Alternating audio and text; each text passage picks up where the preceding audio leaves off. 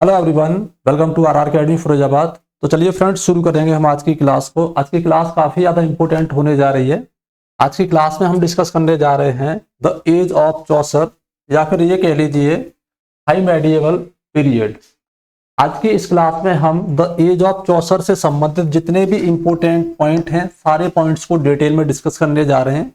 जैसे कि एज की कैरेक्टरिस्टिक क्या है, इसमें इंपॉर्टेंट राइटर्स क्या हैं, इनकी जो लिटरेरी टेक्निक है, वो सारी चीज़ें आज की क्लास में हम डिस्कस करने जा रहे हैं। और ये क्लास आपकी DSSB TGT साथ ही साथ अन्य एग्जामिनेशन जिनमें इंग्लिश लिटरेचर पूछा जाता है, उन सभी क्लासेस के लिए बहुत इंपॉर्टेंट होने वाली है। तो चलिए इसको डिटेल में स्टार्ट करेंगे। और ऐसे सभी कैंडिडेट्स जो DSSB TGT इंग्लिश के लिए पेड कोर्स लेना चाहते हैं, तो भी हमारी एप्लीकेशन आरआर अकेडमी फिरोजाबाद या फिर आरआर अकेडमी FZD ऑफिशियल, दोनों में से किसी भी एप्लीकेशन पर जाकर कोर्स परचेज कर सकते हैं। कोर्स की जो फीस है वो काफ़ी कम है। अभी इनिशियल फीस आपकी 1500 प्रिंटेड है कोर्स पर, जिसमें आपको 500 रुपीज़ का कूपन कोड दिया गया है। इस तरीके से केवल 1000 रुपीज़ आपकी कोर्स फीस है। और आरआर अकेडमी FZD ऑफिशियल पर केवल इंग्लिश लिटरेचर का कोर्स अवेलेबल है, जिसकी फीस मात्र 899 रुपीज़ है। इसमें आपका डिटेल में टोटल जितना भी लिटरेचर है जो आपके एग्जाम के लिए इंपॉर्टेंट है, वो पूरा कवर कराया जा रहा है। ठीक है, तो चलिए इसको स्टार्ट कर लेते हैं। अगर आप चैनल पर पहली बार विजिट करें तो चैनल को सब्सक्राइब जरूर कर लीजिएगा, जिससे आने वाली सभी क्लासेस आप तक आसानी से पहुंच पाए। यकीन मानिए चैनल आपके लिए बहुत ज़्यादा प्रॉफिटेबल होने वाला है। तो चलिए स्टार्ट कर लेते हैं। First of all we have to discuss about the age of Chaucer. Age of Chaucer बोल लीजिए या फिर इसको हाई मेडिएवल पीरियड बोल लीजिए, क्योंकि जो चौसर है वो हमारे हाई मेडिएवल पीरियड यानी कि 1342 1400 तक आते हैं। ओके, तो पॉइंट वाइज चलेंगे, ठीक है ना। चलिए तो बात करते हैं पीरियड की। The period between 1343 to 1450 is known as the age of Chaucer. यानी कि जो ड्यूरेशन है 1343 से लेकर 1450 तक की, इसी ड्यूरेशन को हम एज ऑफ चौसर बोलते हैं या फिर हाई मेडिएवल पीरियड हम इसे बोलते हैं। It mark the first significant literary age in English literature and it heralded the new era of learning. ये जितने भी पॉइंट है बहुत ही इंपॉर्टेंट पॉइंट है, एक तरीके से की एलिमेंट मान लीजिए आपकी स्टडी के लिए। Okay, next, so Chaucer's age also witness many social, political and religious changes. ये चेंजेस क्या हैं, इन सारे चेंजेस को हम डिस्कस कर लेते हैं। The great age of enlightenment and prosperity, but initially during the middle age the people of England were not much satisfied with the so called religious, political and social principles. यानी कि as जो थी वो तो आपकी enlightenment की as थी, लोगों में बहुत सारी प्रॉस्पेरिटी थी, लेकिन इनिशियल अगर हम देखें तो जो रिलीजियस प्रोस्पेक्टस था, पॉलिटिकल ग्राउंड था और सोशल प्रिंसिपल्स जो थे, उनसे लोग काफी ज्यादा खुश नहीं थे। मतलब उससे ज्यादातर निराशा उनको मिल रही थी। तो किस तरीके से मिल रही थी वो भी समझ लीजिए। तो पॉइंट को डिस्कस कर लेते हैं। There was a strong dislike for the papal या फिर चर्च एक्टिविटीज, यानी कि जो चर्च का इंटरफेरेंस था, which had previously been the citadel of moral authority. यानी कि चर्च को जो मॉरल ऑथोरिटी के रूप में देखा जाता था, social priests, but now suffered from corruption. लेकिन अब ये जो चर्च सिस्टम है वो करप्ट हो चुका है एंड इसमें जो सुपरस्टिशंस हैं वो हावी हो चुके हैं। दैट इज वाई लोगों का रिलीजियस जो एस्पेक्ट है वो बिल्कुल रिलीजियस एस्पेक्ट के प्रति भी लोग बिल्कुल तरीके से डिसलाइक कर रहे हैं उसको। नेक्स्ट वन, अगला पॉइंट है, it was the age of transition. Transition का मतलब होता है एक तरफ से दूसरी तरफ पहुंच जाना। तो ये जो एज थी वो क्या थी, एक ट्रांजिशन की एज थी, एक ट्रांसफॉर्मेशन था मेडिएवल पीरियड से मॉडर्न पीरियड की तरफ जाने का, मॉडर्न टाइम्स की तरफ जाने का। नेक्स्ट हम बात करें इसके हिस्टोरिकल बैकग्राउंड के बारे में, क्योंकि हम चौसर के टाइम ड्यूरेशन को डिस्कस कर रहे हैं, तो इसमें जो भी इंपॉर्टेंट हिस्टोरिकल कॉन्टेक्स्ट है वो हमें समझना बहुत जरूरी है। तो चलिए इसको समझ लेते हैं। It covers the time when Edward third या फिर बोले Edward of Windsor. Edward third को ही हम एडवर्ड ऑफ विंडसोर के नाम से जानते हैं। He was the king of England that time. Including the long French war he was involve in. यानी ये जो पीरियड है द एज ऑफ चौसर, यानी कि 1340 टू 1400, इस पीरियड में हमें कौन देखने के लिए मिलता है? इंग्लैंड का किंग कौन था? Edward third. ठीक है, एडवर्ड थर्ड ने जितनी भी जो लड़ाइयां लड़ी थी वो सारी आपको इसी टाइम ड्यूरेशन में देखने के लिए मिलेंगी जो फ्रेंच वॉर्स थे। And it also mention the event like the reason of his grandson. Edward third का जो ग्रैंडसन था उसका नाम था रिचार्ड सेकंड, याद रखना है सारी चीजों को, रिचार्ड सेकंड।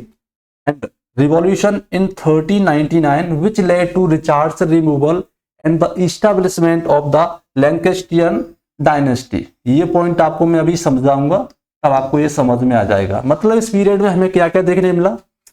एडवर्ड थर्ड देखने मिला, एडवर्ड थर्ड का जो ग्रैंडसन था रिचार्ड सेकंड वो देखने के लिए मिला, और 1399 में जो रिवॉल्यूशन हुई थी, ठीक है ना, हेनरी बॉलिंगब्रुक के द्वारा इसको गद्दी से उतार दिया गया, डिपोज कर दिया गया, ये हमें देखने के लिए मिला। ठीक है ना, हेनरी फोर्थ मतलब इस पर आकर बैठेगा, ये भी हमें देखने के लिए मिला। तो हमें यह समझना जरूरी है कि इनकी जो कॉन्टेक्स्ट हिस्ट्री है वो क्या है, रिचार्ड सेकंड कौन है, किस तरीके से गद्दी पर बैठा था ये। तो Richard second also known as the Richard of Bordeaux, ये नेम आपको याद रखना, कभी कभी हिस्ट्री के अंदर से क्वेश्चन पूछ लिए जाते हैं। तो Richard second mean to say Richard of Bordeaux was king of England from 1377, 1377 से ये जो किंग था 1399 तक इंग्लैंड का किंग बना रहा। 1399 में इसको डिपोज किया गया। ये था कौन? He was the son of Edward Prince of Wales, Edward Prince of Wales, याद रखिएगा, एडवर्ड प्रिंस ऑफ वेल्स, जिसको हम ब्लैक प्रिंस के नाम से भी जानते थे। And John countess of Kent, इस नाम से भी, इस टाइटल के थ्रू भी हम इसे जानते थे। रिचार्ड्स फादर डेड इन 1376, रिचार्ड की बात हो रही है, रिचार्ड के जिस पिता का जिक्र किया गया एडवर्ड प्रिंस ऑफ वेल्स, इनकी डेथ हो गई 1376 में। तो लिविंग रिचार्ड का heir apparent to his grandfather King Edward third upon the latter's death, यानी कि किंग एडवर्ड थर्ड की डेथ के बाद में रिचार्ड सेकंड केवल 10 उम्र की अवस्था में ही इंग्लैंड की गद्दी पर बैठ गए, ये आपको याद रखना है। अब यहाँ पर एक पॉइंट और आया कि ये आखिर गद्दी से उतारा क्यों गया था? 1399 में ऐसा क्या हुआ कि इसको गद्दी से उतार दिया गया? तो जॉन ऑफ गॉन्ट्स, ये नाम आपको याद रखना है, जॉन ऑफ गॉन्ट्स। तो जॉन ऑफ गॉन्ट कौन है? ये भी याद रखना है, पूरा नाम है John of Gaunt, Duke of Lancaster. John of Gaunt को ही ड्यूक ऑफ लैंकेस्टर के नाम से जाना जाता था। ये कौन था? Founder of the royal house of Lancaster, इसने रॉयल हाउस ऑफ लैंकेस्टर को इस्टेब्लिश किया। इसके अकॉर्डिंग इसका जो मेंबर होगा रॉयल हाउस ऑफ लैंकेस्टर का, वही इंग्लैंड की गद्दी पर बैठेगा। ठीक है, मतलब क्या हुआ कि जॉन ऑफ गॉन्ट का जो बेटा है हेनरी बॉलिंगब्रुक, वह गद्दी पर आगे चल के बैठेगा। ये इसकी कंडीशन थी रॉयल हाउस ऑफ लैंकेस्टर की। ठीक है, तो इसने क्या किया, जॉन ऑफ गॉन्ट की डेथ हो गई। अब जॉन ऑफ गॉन्ट का बेटा गद्दी पर बैठता, उससे पहले ही his state titles were declare forfeit to the crown of England, यानी कि इसकी पूरी जो स्टेट थी, पूरा क्राउन था, पूरे तरीके से इसकी जो प्रॉपर्टी थी, इसका बेटा था, सबको कंट्री के लिए एक डर या एक फोरफीट, एक तरीके से ट्रेटर के रूप में घोषित कर दिया गया। मतलब खतरा इन्होंने अपना घटा दिया। किसने? किंग एडवर्ड थर्ड ने अपना जो खतरा था वो हटा दिया, क्योंकि जॉन ऑफ गॉन्ट का बेटा गद्दी पर बैठता तो रिचार्ड सेकंड गद्दी पर नहीं बैठ पाता, इसलिए जॉन ऑफ गॉन्ट की पूरी प्रॉपर्टी हड़प ली और इसका जो बेटा था हेनरी बॉलिंगब्रुक, उसको बैनिश कर दिया, यानी कि किंगडम से भगा दिया। His son Henry Bolingbroke now disinherited by branded a traitor and exile, यानी कि इसको भगा दिया। अब उसकी जो कंडीशन थी वो बिल्कुल क्लियर हो गई कि अब गद्दी पर कौन बैठेगा? रिचार्ड सेकंड बैठेगा, क्योंकि हेनरी बॉलिंगब्रुक जो है उसको तो राज्य से ट्रेटर का करा देकर, यानी कि देश विरोधी गतिविधियों में संलिप्त होने के लिए उसको धोखेबाज साबित कर दिया है और उसको राज्य से भगा दिया है। अब कुछ दिनों के बाद में हेनरी बॉलिंगब्रुक वापस आया, ठीक है ना, और उसने क्या किया? उसने रिचार्ड सेकंड को गद्दी से उतार दिया, मार दिया मतलब। He regain as King Henry fourth of England, और उसी को हम आज किसको, हेनरी बोलिंगब्रुक को ही हम आज हेनरी फोर्थ यानी कि king Henry fourth of England के रूप में जानते हैं। इसका जिक्र आपको विलियम शेक्सपियर के जो ड्रामा है, हिस्टोरिकल प्ले है, ठीक है ना, Henry fourth part 1, Henry fourth part 2, Henry fifth में आपको देखने के लिए मिल जाता है। तो King Henry fourth of the England, the first of the descendants of John of Gaunt to hold the English throne, ये आपको याद रखना है। तो Henry fourth was the first English ruler whose mother tongue was English, ये ऐसा पहला England का रूलर था जिसकी जो मदर टंग थी वो क्या थी, इंग्लिश थी, जबकि बाकी के जितने मोनार्क थे उनकी जो मदर टंग थी वो क्या थी, मोस्टली फ्रेंच में वो बोलते थे, जब से कि नॉर्मन कॉन्क्वेस्ट हुआ था ओवर 300 ईयर्स बिफोर। तो ये कॉन्टेक्स्ट आपको समझ में आ गया। कौन सा वाला मैंने समझाया था कि रिचार्ड सेकंड गद्दी पर कैसे आया, ठीक है ना, एडवर्ड थर्ड कौन था, रिचार्ड सेकंड को गद्दी से किसने हटाया, और रिचार्ड सेकंड के बाद में गद्दी पर कौन बैठा। तो हमने देखा कि जोफ्रे चौसर जो हैं उन्होंने 3 मोनार्क के टाइम ड्यूरेशन में अपना जो जीवन था वो व्यतीत किया था। सबसे पहले एडवर्ड थर्ड, उसके बाद में रिचार्ड सेकंड, और उसके बाद में हेनरी फोर्थ, ठीक है, हेनरी फोर्थ याद रखिएगा। तो अब बात करते हैं थोड़ी सी और आगे। अगर हम बात करें कल्चरल पर्सपेक्टिव से, तो this period highlights important social and intellectual development, यानी कि इंटेलेक्चुअल डेवलपमेंट भी हमें देखने के लिए मिला, and important of social reform ये भी हमें देखने के लिए मिला। इसी एज में द ब्लैक डेथ, यानी कि एक डेडली प्लेग फैल गया था जिसके कारण लोगों में गरीबी, ठीक है ना, अनरेस्ट, और ये सारी समस्याएं लोगों के अंदर आ चुकी थी। मोस्टली जो पीजेंट्स थे वहां के, किसान थे वहां के, उन लोगों के बीच में। Additionally there was a growing spirit of inquiry. Inquiry का मतलब है चीजों पर उंगली उठाना। कभी कभी क्या होता है कि किंगडम में कोई भी व्यक्ति राजा के खिलाफ नहीं बोलता, लेकिन यहां पर क्या था, जो चर्च सिस्टम था, चर्च सिस्टम पर लोगों ने उंगली उठाना स्टार्ट कर दिया। जो धार्मिक चीजें थी, धार्मिक परिप्रेक्ष्य थे, उन पर लोगों ने उंगली उठाना शुरू कर दिया। Specially critical of the church practices, जो चर्च में जो प्रक्रियाएं होती थी उन पर लोगों का विश्वास हट गया, उन पर लोगों ने उंगली उठाना शुरू कर दिया।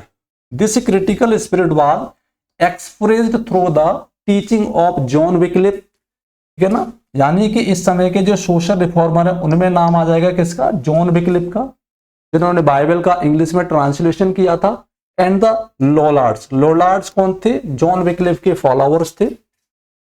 As well as the strong criticism voiced by William Langland. तो यहां पर हमने देखा कि जो मोस्ट पॉपुलर जो स्पिरिट है इस एज की वो कौन है, जोफ्रे चौसर हैं, जॉन विक्लिफ हैं, और लोलार्ड्स जो पीपल थे वो थे, और विलियम लैंगलेट है। तो हमें इनके बारे में भी थोड़ा सा समझना जरूरी है, क्योंकि हमें पूरी एज को कवर करके चलना है। हमें डिटेल में, इतना डिटेल में नहीं जाना कि पूरा का पूरा टाइम आपका एक ही चीज पर पूरे तरीके से कंज्यूम हो जाए, बट हम कुछ की पॉइंट्स लेकर चलेंगे जिससे कि आपको कोई भी दिक्कत नहीं होगी, ठीक है। चलिए हम बात कर लेते हैं जॉन विक्लिफ के बारे में। तो John Wycliffe didn't agree with the, देखिए जॉन विक्लिफ जो थे हालांकि रिलीजियस कैंडिडेट थे, बट ही डिडंट एग्री, या फिर हम कहें ही रिजेक्टेड, क्या चीज उसने रिजेक्ट कर दी थी, कैथोलिक आइडिया। कैथोलिक चर्च में जो आइडिया होता था कि विचार विमर्श किया जाता था, एक तरीके की एक मान्यता थी ड्यूरिंग द यूकरिस्ट। ये एक क्रिश्चियन और ट्रेडिशन है जिसके अंतर्गत लोग जो लास्ट सफर करते हैं, खाना खाते हैं, उसके बारे में यहाँ पर दिया गया।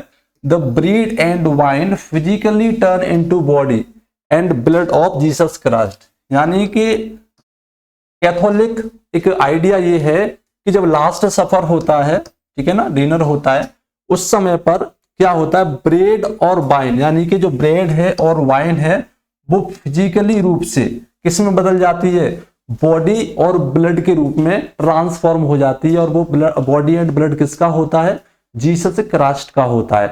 तो जॉन विक्लिफ ने इस आइडिया को नकार दिया। उन्होंने कहा कि ऐसा नहीं होता है, ये जो बॉडी, ये जो वाइन एंड ब्रेड है ये फिजिकली बॉडी एंड ब्लड में कन्वर्ट नहीं होते जीसस क्राइस्ट की।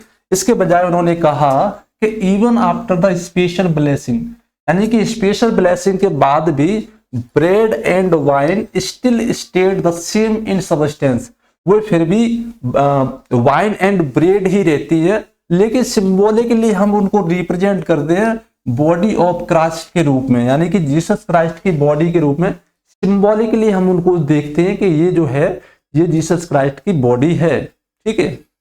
वो एक्चुअली में ट्रांसफॉर्म नहीं होती। So he didn't believe in the complete transformation of the elements during the religious ceremony.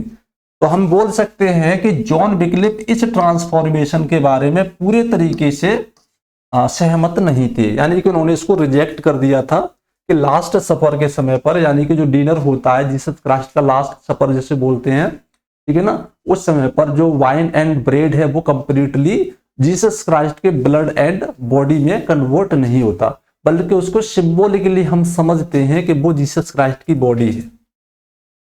हम बात करते हैं लॉलार्ड्स की। ये क्वेश्चन भी कई बार पूछा गया है कि लॉलार्ड्स कौन थे। तो Lollards were people who wanted to change and improve the Christian church. ये वे लोग थे जो क्रिश्चियन चर्च में होने वाली जो एक्टिविटीज थी उनको बदलना चाहते थे, based on the ideas of John Wycliffe, यानी कि जॉन विक्लिफ की जो टीचिंग थी, जो प्रीचिंग थी, उनके आधार पर जो लॉलार्ड्स थे वो चर्च में होने वाली जो बुराइयां थी उनको बदलना चाहते थे। मतलब हम एक तरीके से ये बोल सकते हैं कि Lollards were the people who followed the ideas of John Wycliffe, ठीक है। So they didn't like the way the Catholic church was corrupt. वे लोग इस चीज को पसंद नहीं करते थे क्योंकि कैथोलिक चर्च जो थे वो काफी करप्ट हो चुके थे, एंड टू फोकस्ड ऑन हायरेसरी, यानी कि रैंकिंग ऑफ ऑफिशियल्स में भरोसा रखते थे जो चर्च, उस चीज को ये लोग मान्यता नहीं देते। उनके अकॉर्डिंग ये क्या था, ranking of official of church, ये एक करप्शन था। इसके अलावा Lollards believe in being devout, keeping things simple. Lollard जो थे वो चीजों को सिंपल रूप में देखना पसंद करते थे, मल होना पसंद करते थे, और इसके अलावा वो ये भरोसा करते थे, उनका ये मान्यता थी कि जो प्रीस्टहुड है in which all of the faithful were on an equal footing in the eyes of God, उसके अकॉर्डिंग गॉड की नजर में हर व्यक्ति, चाहे वो प्रीस्ट हो या फिर वर्शिपर हो, सभी लोग समान हैं। कोई भी व्यक्ति ऑफिशियल रैंकिंग के हिसाब से चर्च में नियुक्त नहीं होना चाहिए। दे वर द फर्स्ट ग्रुप। हम बात करें किसकी, लॉलार्ड की। तो लॉलार्ड जो थे वो पहला ग्रुप था, the first group to openly criticize and try to reform the church after a period known as the age of faith, यानी कि एज ऑफ फेथ की स्टार्टिंग के बाद में ये शुरू जो हुई थी एज, इसके बाद में Lollards were the first group of people who wanted to reform openly and criticise to try reform the church system of England, ठीक है। ये आपको याद रखना है। तो हम वैसे तो इससे बहुत ज्यादा चर्चा कर सकते थे, बट बहुत ही संक्षिप्त रूप में यहाँ पे लिखा है, आप इसको तरीके से और अच्छे तरीके से नोट कर लीजिएगा।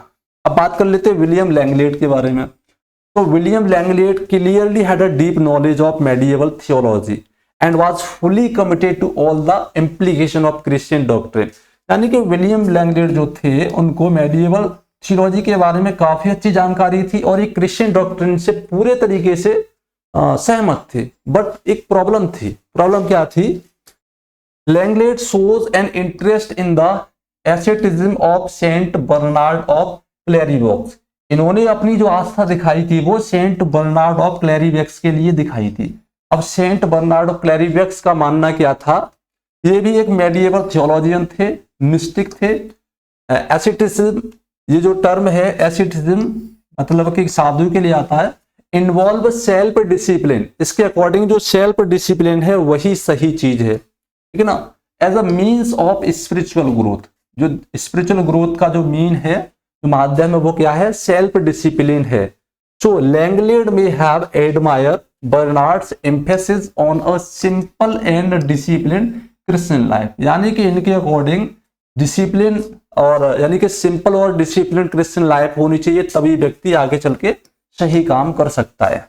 हम दूसरे शब्दों में यहाँ पर इसको ऐसे लिख सकते हैं कि Langland in his writings critique the corruption and shortcomings, यानी कि विलियम लैंगलैंड ने भी अपने राइटिंग्स में जो चर्च में होने वाले करप्शन है, शॉर्ट कमिंग्स हैं, जो बुराइयां हैं, उनके बारे में बहुत आलोचनाएं की हैं। He perceived within the church of his time, he pointed out issues related to the behavior of churchmen and religious figures, addressing the concern about moral lapse and hypocrisy। तो इन्होंने भी चर्च के बारे में बहुत सारी बातें कही हैं कि चर्च में बहुत सारी चीजें ऐसी हैं जो कि नहीं होनी चाहिए। William Langland emphasize virtues, William Langland ने वर्च्यू यानी कि गुणों पर ज्यादा फोकस किया, जैसे पाइटी मतलब कि devotion to God, simplicity and humility. These virtues were seen as essential for leading a Christian life. So his focus on these qualities reflect a desire for a more sincere and spiritual grounded expression of faith। तो हम इन पॉइंटों से ये समझ सकते हैं कि जो high medieval era है, यानी कि जो एज ऑफ चौसर है, इसमें लोगों का जो धार्मिक विश्वास था वो डगमगा गया था।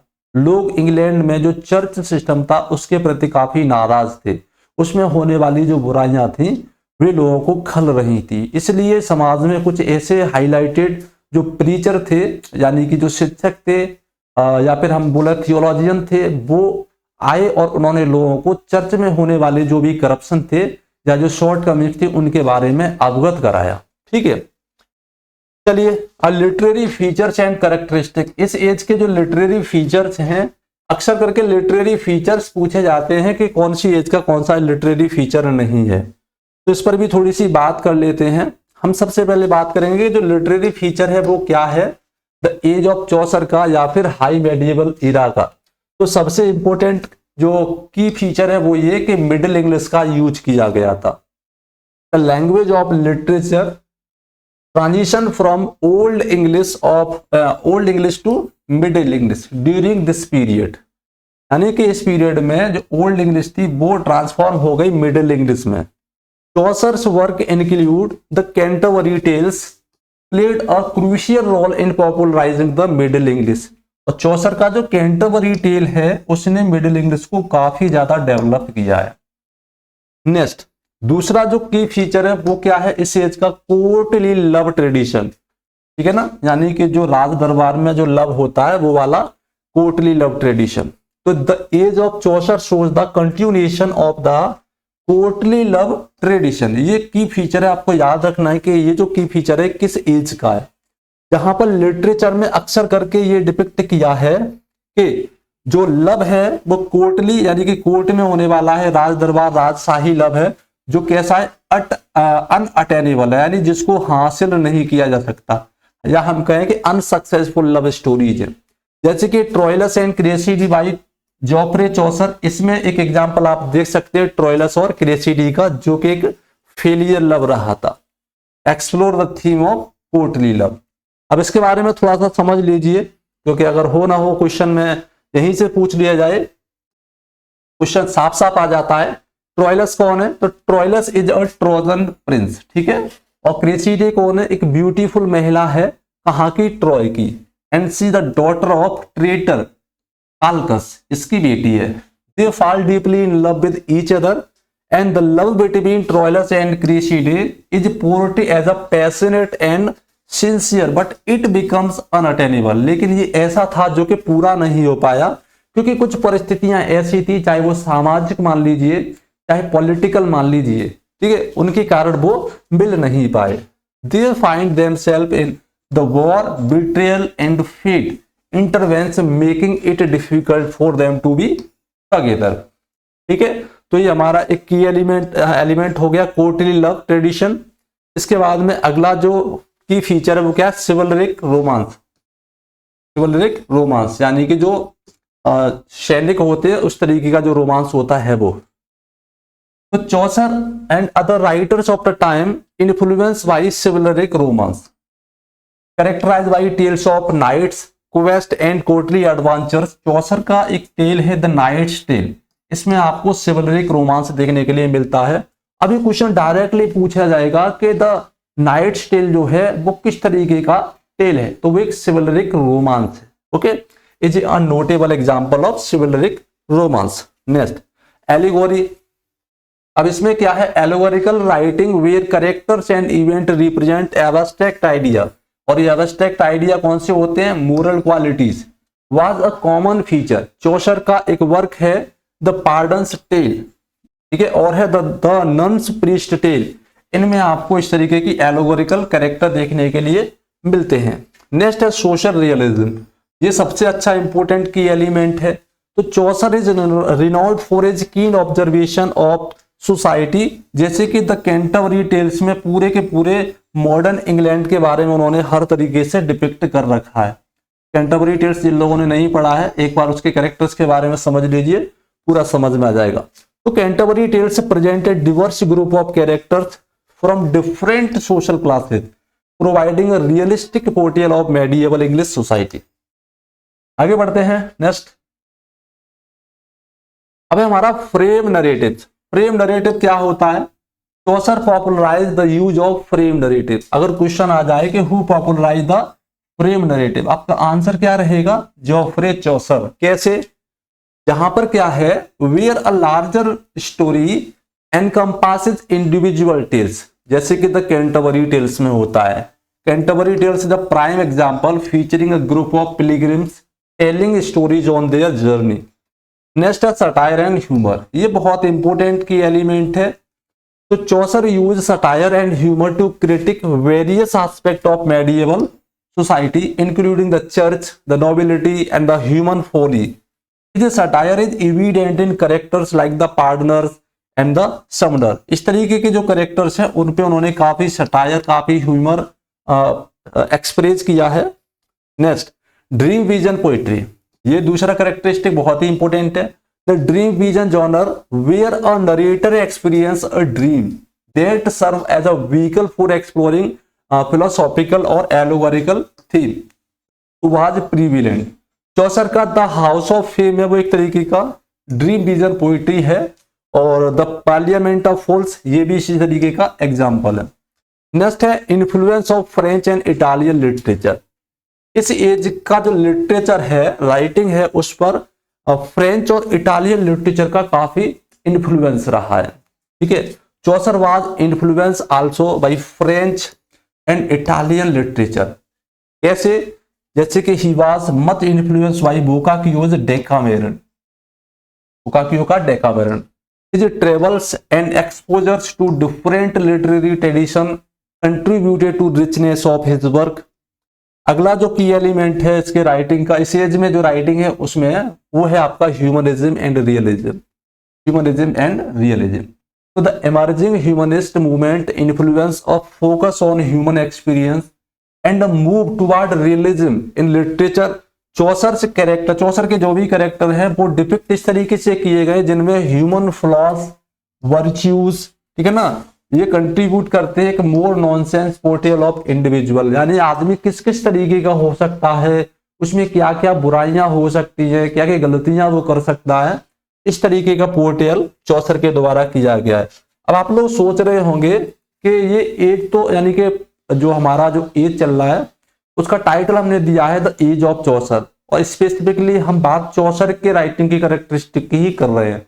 देखिए जो हाई मेडिएवल इरा है उसमें सबसे ज्यादा जो इंपोर्टेंट राइटर है जो पूछा जाता है ज्यादातर है वो जोफ्रे चौसर ही आते हैं, और मोस्टली जितने भी राइटिंग है उनकी राइटिंग स्टाइल लगभग इसी तरीके की है, और यही उनके की एलिमेंट या की फीचर्स हैं राइटिंग के। ठीक है, तो हम चौसर को रेफरेंस करके ही ये की एलिमेंट यहां पर बता रहे हैं।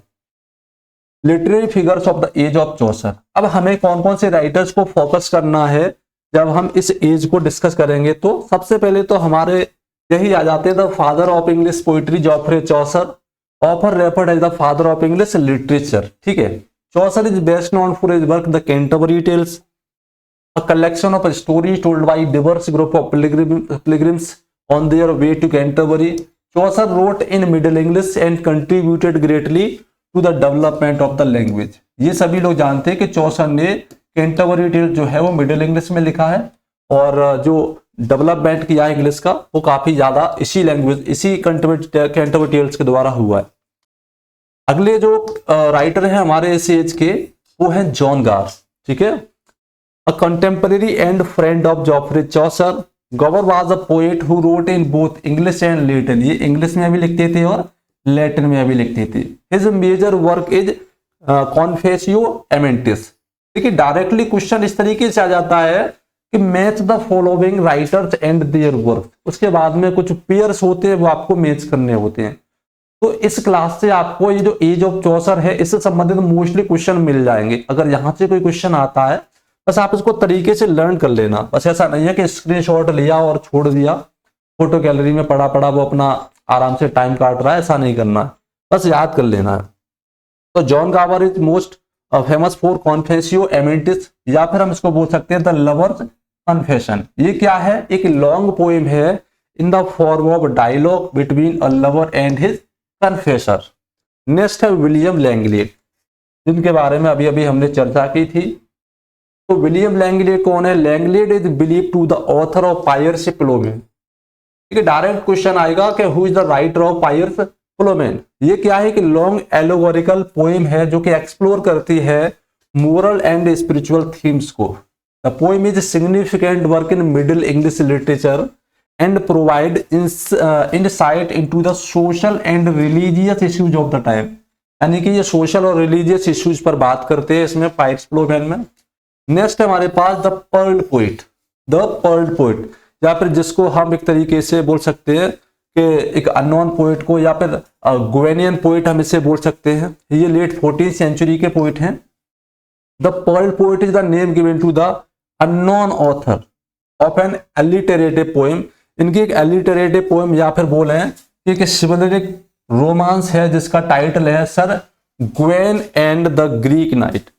ठीक है, ये शिवलिक रोमांस है। एंड कुछ पोएम्स भी इन्होंने लिखी हैं जैसे कि पर्ल, ठीक है ना, पेशेंस और cleanness.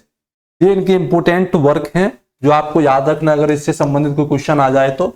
These works are notable for their alliterative work and themes of chivalry, morality and Christian values.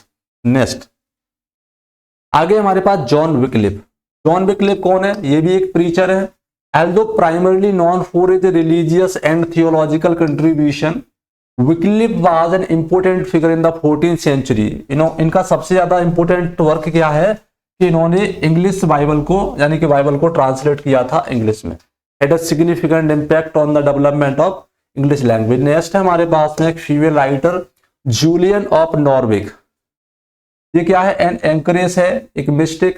Julian of Norwich is known for her work. इनका मोस्ट इंपोर्टेंट वर्क है Revelation of Divine Love, Revelation of Divine Love, which is considered one of the earliest surviving books written in English by a woman. यानी कि शुरुआती English की book, surviving book, जो कि एक महिला के द्वारा लिखी गई है। इनके राइटिंग में जो आपको देखने के लिए मिलेगा वो क्या है? Deep contemplation on the nature of God's love and mercy. अगला है हमारे पास थॉमस हॉकलेब। ये जितने भी यहाँ पर जो राइटर्स मैं डिस्कस कर रहा हूं इनसे संबंधित अगर क्वेश्चन आता है तो यहां से डेफिनेटली आपको क्वेश्चन का आंसर मिल जाएगा। Thomas Hoccleve, a contemporary of Chaucer, Hoccleve wrote poetry and is best known for his autobiographical work the Regiment of Princes. ये इनका ऑटोबायोग्राफिकल वर्क है, आप इसको याद कर लीजिएगा। और सीरीज और कंप्लेंट, ठीक है, ये कुछ इंपोर्टेंट पोएम्स हैं। ये पोएम्स किस पर आधारित हैं? These poem reflect on personal and political matters. ठीक है ना, पर्सनल और पॉलिटिकल मैटर्स को ये पोएम्स डील करती हैं। तो गाइस आज की इस क्लास में हमने कुछ इंपोर्टेंट चीजों को डिस्कस किया। इसके बाद में द एज ऑफ चौसर पर नेक्स्ट वीडियो आएगी। तब तक के लिए आप चैनल को सब्सक्राइब कर लीजिए और वीडियो अच्छी लगी हो तो इसको लाइक और शेयर जरूर कर दीजिएगा। ठीक है, थैंक यू।